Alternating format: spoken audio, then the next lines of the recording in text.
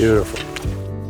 Hi, and welcome to the Orvis Guide to Fly Fishing. I'm your host, Tom Rosenbauer, and in this episode, we're going to begin to explore the world of moving water. Current helps bring your flies to the fish, but it also introduces some special problems and challenges. It's a dynamic and fun environment, and I think you'll enjoy the show. Oh yeah, nice fish! That fish has already refused that fly. You're gonna have to try just a slightly different pattern. The roll cast pickup is a great cast to use in a lot of fishing situations. This is a beautiful wild trout from a small stream, just a gorgeous little fish. I say hit that bank, let's go to that grass bed.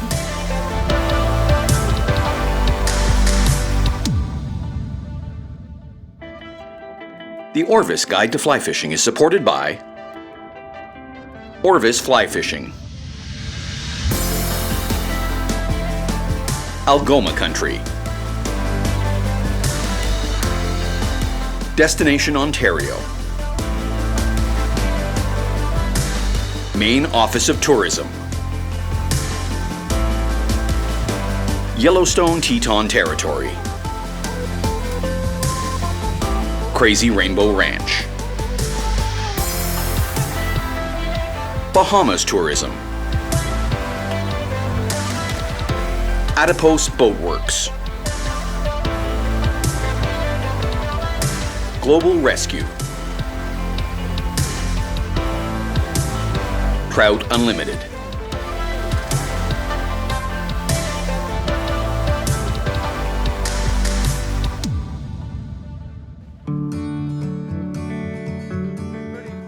Rivers and streams have a special allure for fly fishers. They're where many of our favorite fly rod fish live, but they're also special because they are beautiful and natural. They also represent some unique challenges for anglers. Some basic understanding of water dynamics and how fish live in streams and rivers will help make you a better fly fisher.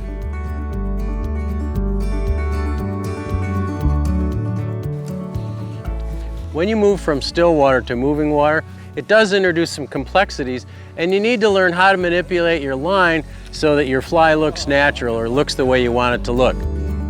Current is both your friend and your enemy in moving water. It brings your fly to the fish, but many times the line and leader, once grabbed by the current, conspire to make your fly look unnatural. In order to communicate when we learn about fishing in a current, first let's get some basic terminology in your vocabulary. Casting upstream means to cast right into the current. You gather line as it comes back to you. This gives your fly a natural drift, but it puts a fly line on top of the fish, which sometimes scares them. Quartering upstream is somewhere between straight upstream and straight across the current. It's a good compromise between getting a natural drift and keeping your fly line off to one side of the fish. A cross stream is when you cast 90 degrees to the current flow, and this kind of presentation presents special challenges, as we'll see later on. The fly begins to swing or drag almost immediately after the line hits the water. Quartering downstream is between a cross stream and directly downstream. It's often used to swing a fly over salmon, steelhead, and trout, and you can cover a lot of water with this method. Downstream is just that, directly downstream. It isn't used much because a fly doesn't swing across the current and the fly drags unnaturally as soon as it hits the water. So what I'm doing is starting here with a straight upstream cast. I am facing right against the current. The current is coming right at me. If you don't strip fast enough, that slack builds up under your rod tip and you lose control. Not only can't you strike, but you can actually develop drag as that belly develops below your rod tip. So when you cast straight upstream, you just gather the line as it's coming back to you, just as fast as the current is bringing it to you. That way, that fly is moving perfectly with the current, just like a natural object. Now, if you take this cast and turn it 45 degrees, that's called quartering upstream. You have an advantage here in that it just puts the fly and a little bit of the leader over the fish and doesn't put all your fly line over the fish. So this is quartering upstream. And there, usually, you can also strip line to keep up with it, but the line will start to belly, and then you may have to do a little mend or something to keep the line in place. Quartering upstream is a great way to avoid drag, which is an unnatural movement of the fly, and it can be used with any kind of fly, dry, nymph, or even a streamer. It's probably the most common way of fishing for trout in a stream, and it works in slow or fast water. Big. Now watch what happens when I cast directly across stream.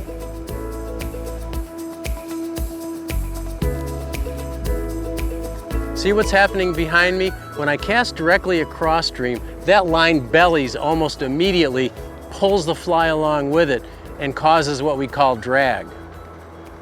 Sometimes you want it when you're fishing a steelhead fly or a salmon fly or a streamer or a wet fly, but when you're fishing a dry fly or a nymph, you don't want any drag at all on it. So you have to do something to avoid getting that drag, and there are a couple ways to do it. One way to do it is what's called a mend. And people get really confused about mending, and I think it's because it's so easy. They think it has to be more complicated than it is. But this is a mend. I make a cast, and with a stiff arm, I just flip my line upstream. That's all you do. That's a mend. Mends can be used to eliminate drag or to control the speed of a fly swinging in the current. I really like the way my friend Montana guide Molly Semenuk explains it. Tell me about how you teach people how to mend. What do you tell them when you first get them out here on the water? When people ask me about mending, the first thing I want them to try to do is play around with the rod more and make circles with the line and lift it and get comfortable with moving it around, because we're often too careful. And the way to mend is to lift the line off the water and break that line water tension. Take your rod tip and direct it any way you want, and just use the tip and just fling it. And so the step one, break the tension. Step two, direct the line whichever way you want it to go. And have fun with it and play with it and use the rod, and don't worry about making mistakes, because first you have to get the feel of mending. When you cast at any angle other than directly upstream or directly downstream, you get what's called swing, where the fly swings across currents instead of in the same direction as the currents. Quartering downstream is the traditional way to get a fly to swing. As the fly swings, you want to control its speed by choosing the current you cast across, by mending the line, or by changing the angle at which you cast in relation to the current. In trout fishing, you can swing a wet fly, nymph, or streamer in any kind of water, from fast riffles to slow pools. Typically, you follow the fly with the rod tip as the fly swings through the pool. This imitates an emerging insect or perhaps a tiny minnow swimming across the current. Fish often take just as the fly completes its swing and begins to straighten below you. At the end of the swing, you can also strip the fly in a few feet, which may also induce a strike. In Atlantic salmon and steelhead fishing, the traditional way to fish for them is quartering downstream, and strikes almost always come toward the end of the swing. It's important to vary your swing speed with casting angles and mends for all species. Too slow, and the fish lose their interest. Too fast, and they seem reluctant to chase the fly. Catching a nice trout, steelhead, or salmon on a swinging fly is one of the greatest pleasures in fly fishing. Downstream is when you cast in the same direction the current is moving and the line goes tight immediately. You don't use a direct downstream cast very often, but when you do, it's often important to throw some slack into your presentation and even reach as the fly drifts down in the current. So there are many ways to manipulate your line in the current to get a fish to take your fly. Sometimes you need a full combination of the right casting angle plus multiple mends in the same drift. No matter what kind of fly fishing you do, always experiment with different presentations before changing flies. What kind of presentation will the fish prefer today? Well, that's something only trial and error, experience, or the advice of a good guide can tell you. There are no magic bullets, but when you crack the code, it's a wonderful feeling. Next, we'll look at some other ways to get a natural drift. Although we often use drag when fishing a swung wet fly or a streamer, most times you want to avoid it, especially when fishing dry flies and nymphs. Trout mainly eat helpless insects drifting in the current, and only a few types are strong swimmers.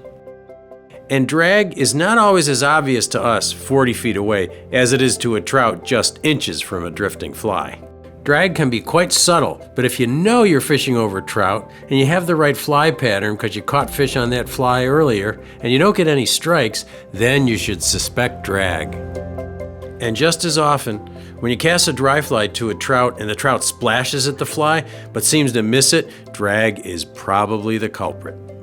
Trout are pretty good at catching what they go after, and that splashy refusal is probably just a trout putting on the brakes at the last minute and not really opening its mouth.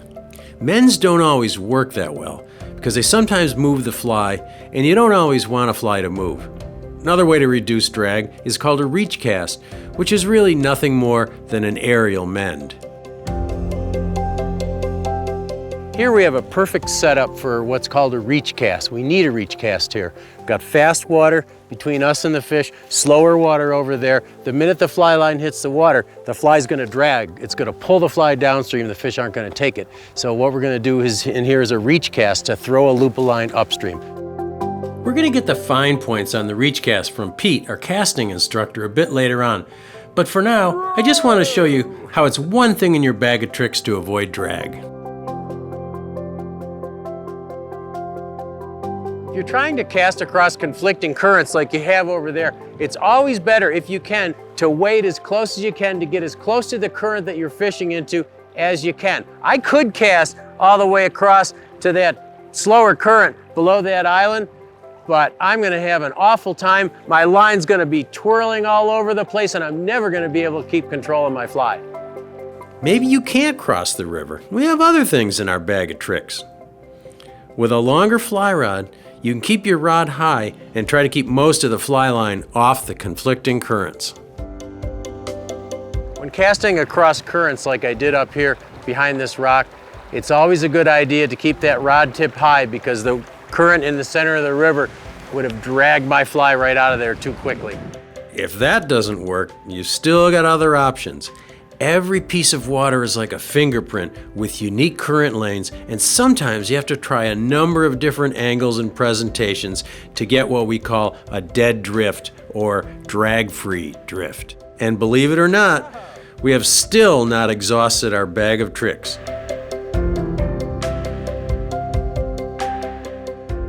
We're working up the bank, and once we get past this point, the current's actually coming around a back eddy and going the other way. I'm gonna have to throw a slack line cast.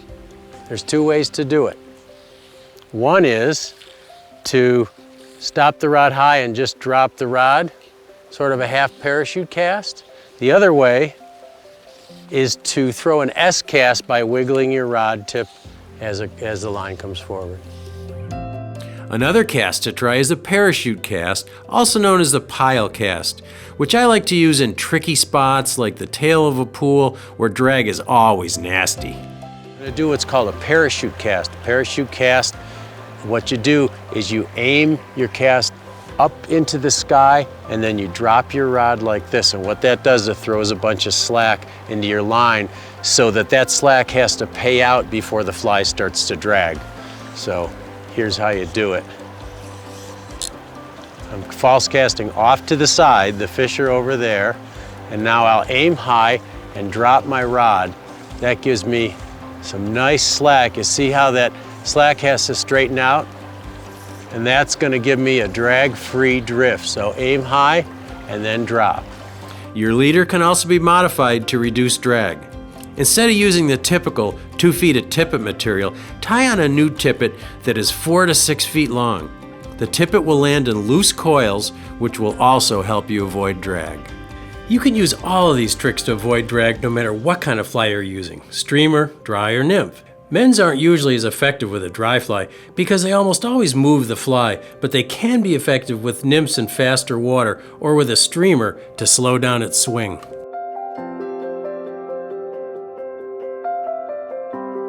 Now let's get some solid tips on making slackline casts from a fly casting expert, Pete Kutzer. So when we're casting, we have to get that dry fly to drift as naturally as possible. And that's a dead drift presentation or a natural presentation. And there's a series of different casts we can do, and these are called slackline casts. They all have a lot of different names, but don't get confused by it. It's just a variation of the basic pick up and lay down cast. The first cast I'm going to show you is a cast that some people call the pile cast, some people call a parachute cast, but it's a great cast when you're trying to make a downstream presentation. You want that fly to drift nice and naturally down to those fish below you. To do this parachute cast or pile cast, it's basically just a pick up and lay down cast with a high forward trajectory. You're then going to pull that rod tip down, which is going to cause that line to come back a little bit and pile up. That's going to help you get that nice natural presentation as that fly drifts down the water. So we send it up, pull it down, and that gives you a nice downstream presentation. Now that fly will drift down nice and naturally to those fish.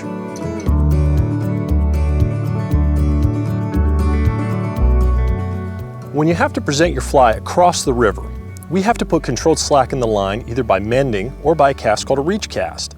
A reach cast is an aerial mend, if you will. We're bringing that rod to a stop, then sweeping it upstream or downstream to get that desired controlled slack in our line. We want that fly to drift down as naturally as possible. When we do this reach cast, we have to allow a little bit of line to slide through our hands or slip a little line so we keep our fly on target and it's very accurate. It's basically just a pick up and lay down cast with a little reach after that stop. We're going to take that rod, pick it up and stop, then reach in a direction. That's going to put an aerial mend in our cast and get that fly on target to those fish.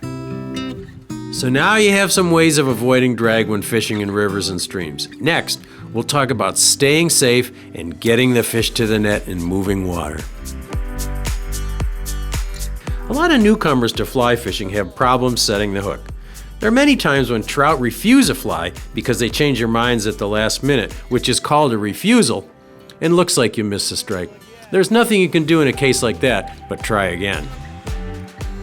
You want to reach a happy medium when you strike a trout. You want to be quick. Trout won't keep the fly in their mouth very long. You don't want to jerk the rod way over your head. You don't want to lift up like this. It's only enough to tighten the line. So think of a strike to a trout as just picking up to make another cast. It's really just enough to make that fly move, so about that much. When you set the hook, don't forget to pinch the line against the rod with your fingers to keep the line tight. Make sure that you don't have a lot of slack in your line, otherwise you'll never be able to move the rod quick enough to set the hook. A trout can spit out a fly pretty quickly. When you do it just right, there's nothing like that feeling of a fish on the hook.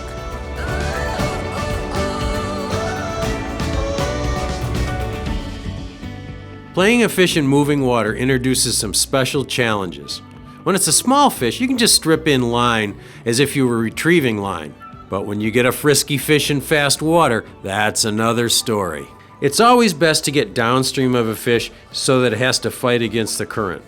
Also, the hook will often pull out of a fish when it fights directly downstream of you. If you hook a big fish in fast water, the best thing to do, if you can, is to move to shore or shallow water where you can move quickly to get downstream of the fish and then put pressure on it so that the fish darts upstream. A fish will always move in the opposite direction from which pressure is applied, but you can also turn a fish's head to steer it where you want it to go, because a fish can only swim in the direction its head is pointing. Once you get a fish close to you, use this idea to lead the fish to exactly where you want it to go. To net a fish, lead it over the top of the net and then lift the net from under the fish. Never swipe at a fish with a net. That will usually make it bolt, and you can break a fine tippet by swiping at a fish with a net.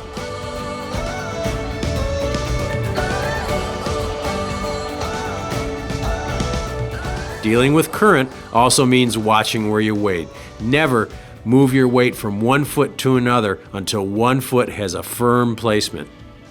The best place to cross a large river is usually at the tail of a pool or at the head of a wide riffle, where the water is usually the most shallow.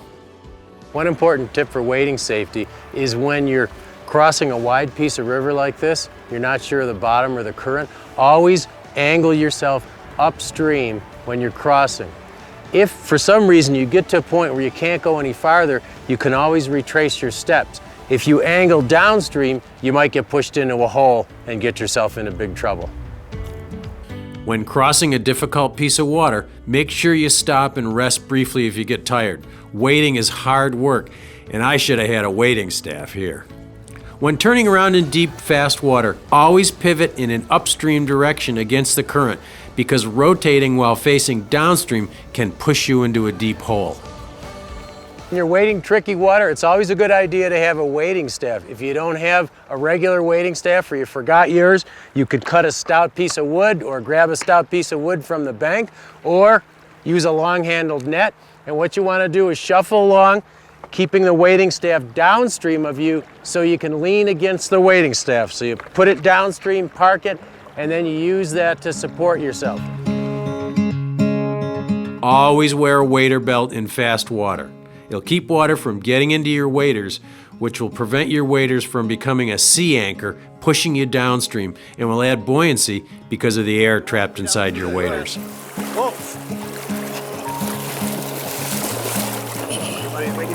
It's all right. I just went for a swim.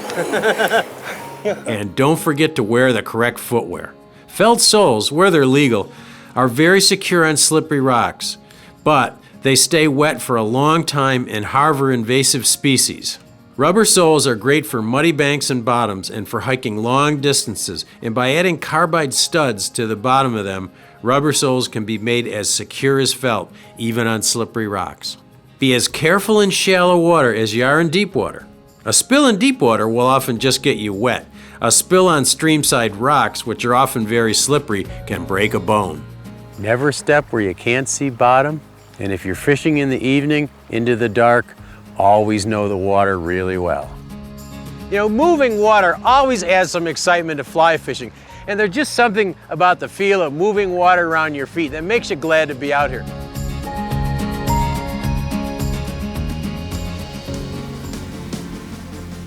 The Orvis Guide to Fly Fishing is supported by Orvis Fly Fishing,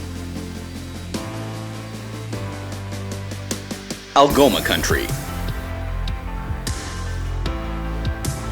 Destination Ontario, Maine Office of Tourism, Yellowstone Teton Territory, Crazy Rainbow Ranch, Bahamas Tourism, Adipose Boat Works, Global Rescue, Trout Unlimited.